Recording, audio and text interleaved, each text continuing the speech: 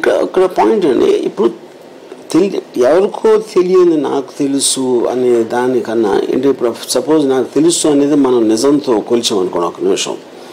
నిజం అనేది నాకు తెలిసి చచ్చిపోయింది. ఇప్పుడు ఎందుకు చచ్చిపోయిందంటే ఎవరికి ఇష్టం వచ్చిన నిజం వాళ్ళు నమ్మే టైమ్స్కి వచ్చాం మనం. ఇప్పుడు ఉదాహరణకి ఇప్పుడు సుశాంత్ సింగ్ రాజ్పూత్ చచ్చిపోయి ఒక అట్లీస్ట్ 3 సంవత్సరాలు అయింది. పెద్ద మీడియా ఛానల్ రిపబ్లిక్ టీవీ లాంటి అంత అరిసి గోల పెట్టేసినా కూడా ఇప్పటివరకు మనకు తెలియదు అది మర్డర్ సూసైడ్ అని. ఎందుకంటే కొన్ని ఛానల్స్ ఇదంటే, కొన్ని ఛానల్స్ అదంటాయి. ఇన్వెస్టిగేషన్ నుంచి ఒకవేళ ఏదైనా చెప్తే వాళ్ళు అమ్ముడిపోయారంటారు, కోర్టు ఏదైనా చెప్తే మేనేజ్ చేశారంటారు. ఇంకా అలాంటప్పుడు ఒక ఖచ్చితమైన నిజం ఏంటంటే నిజం అనేది లేదు. అప్పుడు ఏ నిజం ఉంటుంది? మీరు నమ్మే నిజం మీకు ఉంటుంది, మీరు నమ్మే నిజం నాకు ఉంటుంది.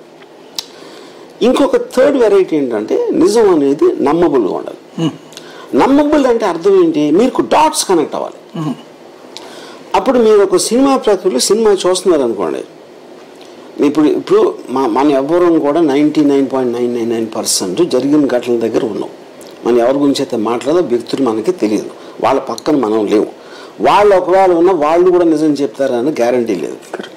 అలాంటప్పుడు మిగిలింది మనకు ఒక్కటే ఏంటంటే డాట్స్ కనెక్ట్ అవ్వాలి. ఇలా జరిగింది, దీని మూలాన ఇలా జరిగింది, దాని మూలాన అలా అయ్యింది అని మీరు అలా చెప్పగలిగితే అది నమ్మబుల్గా ఉంటే కన్విన్సింగ్, అది నిజం అనిపిస్తుంది. రైట్.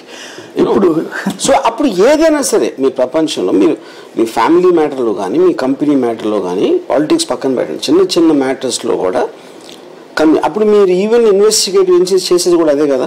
వాళ్ళు ప్రజెంట్ చేసినప్పుడు ఛార్జ్ షీట్లో డాట్స్ కనెక్ట్ చేస్తారు మొత్తం. సో అదే నేను సినిమా రూపంలో చేస్తున్నాను.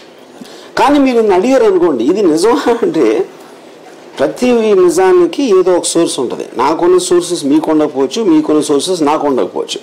అప్పుడు మన ఇద్దరి నిజాలు మాట్లాడడానికి కూడా ఛాన్స్ ఉంటుంది.